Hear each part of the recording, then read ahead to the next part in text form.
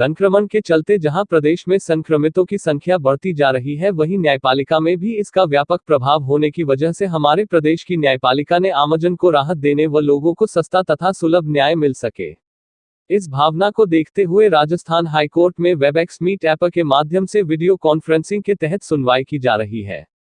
हम सब जानते हैं कि पुलिस प्रशासन, डॉक्टर्स, टीचर्स, मीडियाकर्मी, सफाईकर्मी जहां कोरोना वॉरियर्स बनकर फील्ड में काम कर रहे हैं, वहीं हमारी न्याय व्यवस्था भी इन दिनों बहुत सुलभता से चल रही है। हमारे प्रदेश की सभी अदालतें ऑनलाइन एप्लीकेशन स्वीकार करते हुए ऑनलाइन बहस सुन रही है। राजस्थान उच्च न्यायालय के वरिष्ठ अधिवक्ता डॉक्टर P.C. जैन ने कल वीडियो कॉन्फ्रेंसिंग के माध्यम से दीवानी विविध रिट पेटिशन की बहस करते हुए अपने पक्षकार के पक्ष में निर्णय करवाया। उन्होंने कहा कि इस प्रक्रिया का सबसे बड़ा फायदा ये हुआ कि हम हमारे ऑफिस में बैठकर पूरी तैयारी के साथ बहस कर सकते हैं तथा अपने मुवक्किल को न्याय दिला सकते हैं। वहीं दूसरी ओर फौजदारी के वकील मनीष शर्मा व रविंद्र पालीवाल ने भी वर्तमान हालातों को देखते हुए आमजन को न्याय प्रदान करने के लिए ये एक अच्छा वैकल्पिक माध्यम बताया जो सस्ते व सुलभ न्याय की अवधारणा के अनुकूल है। इस संबंध में आहूजा न्यूज के प्रधान संपादक डॉक्टर मनोज आहूजा का ये मानना है कि हमारे देश की न्याय व्यवस्था ने सदैव संकट मोचन का काम किया है। जब इंसान चारों ओर से घिर जाता है तब उसे न्यायालय ही याद आता है। अभी 7 दिन पहले का ऐसा ही एक मामला मैं आपको बताता हूँ। मेरे गांव के पास भिनाया कस्बे का एक त्रिलोक रेबारी नाम का व्यक्ति मेरे अजीज मित्र पंकज दवे पत्रकार दैनिक भास्कर के रेफरेंस से आया। उसने बताया कि उसका बेटा 8 तारीख से जेल में है, उसे छुड़वाना है। मैंने जानकारी ली तो पता चला कि एसडीएम भिनाया ने उसे 151 के मामले में 50,000 रुपये की तस्दीकशुदा जमानत मांगी, जो नहीं होने पर उसे जेल भेजा गया। मुझे बड़ा आश्चर्य हुआ जानकर कि एक निहायत ही गरीब आदमी जिसके खिलाफ आज तक कोई क्रिमिनल केस पेंडिंग नहीं, उसको कैसे जेल भेज दिया।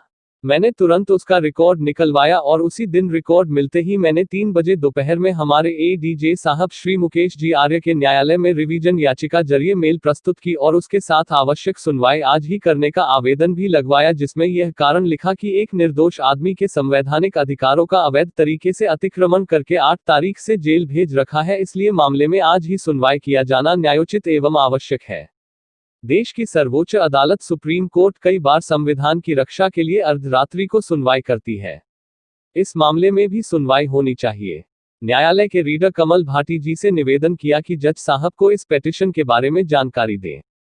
थोड़ी ही देर में रीडर साहब का फोन आया कि रिवीजन दर्ज कर कल के नोटिस जारी कर दिए हैं तथा एसडीएम की फाइल भी तलब कर ली है। मेरी जिंदगी का पहला ऐसा मामला था ये जो सेम डे ऐसा आदेश हुआ। दूसरे दिन 13 मई को ऑनलाइन बहस हुई तो अपर लोक अभियोजक ने जवाब हेतु समय मांग लिया, जिस पर 14 मई को इस केस में सुनवाई हुई और उसी दिन न्यायालय द्वारा रिवीजन याचिका स्वीकार कर प्रार्थी को अविलंब रिहा करने के आदेश जारी हुए। न्यायाधीश महोदय ने अपने 5 पेज के फैसले में थानाधिकारी के लिए लिखा कि इसने लॉकडाउन की स्थिति का फायदा उठाते हुए प्रार्थी के संवैधानिक अधिकारों का उल्लंघन किया है। एसडीएम के आदेश को पूर्णतया गलत मानते हुए उसे निरस्त कर दिया। एक निर्दोष आदमी को न्याय दिलाकर जो सुकून मिला उसके लिए मेरे पास शब्द नहीं है। यहाँ एक बात जरूर बताना चाहूंगा कि इस निर्दोष और गरीब आदमी की पैरवी मेरे द्वारा बिल्कुल निःशुल्क की गई थी। मित्रों, इस निर्दोष आदमी की कहाँ सुनवाई होती। इस लॉकडाउन में आदमी बाहर ही निकल सकता, वहां उसे घर बैठे ऐसा न्याय मिल रहा है जो कभी हम भी हमारे मुवक्किल को नहीं दिला पाए।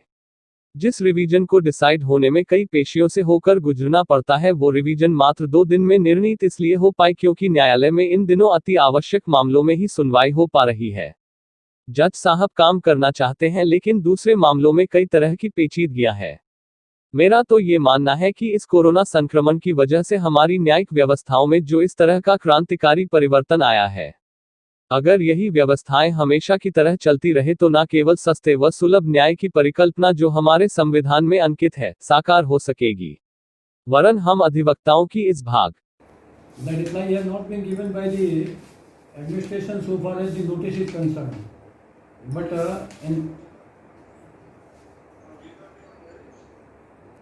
the reply on merit has been given by the railway to the effect that we have made some payments after the notice is given. But my humble submission would be that the interest has not been paid and Paliwal जी, जिस प्रकार से अभी high court में video conferencing से सुनवाई हो रही है, आपको क्या लगता है वर्तमान हालातों को देखते हुए ये उपयुक्त प्रणाली है या इसमें कुछ सुधार होना चाहिए? जी, मैं यहाँ 10 साल से प्रैक्टिस कर रहा हूँ क्योंकि ये कोरोना के हालात, ये बीमारी अभी आई है। कभी इससे पहले कभी हमने ऐसे हालात देखे नहीं कि इस तरीके से न्यायालय परिसर कभी बंद रहा हो, कभी इतिहास में।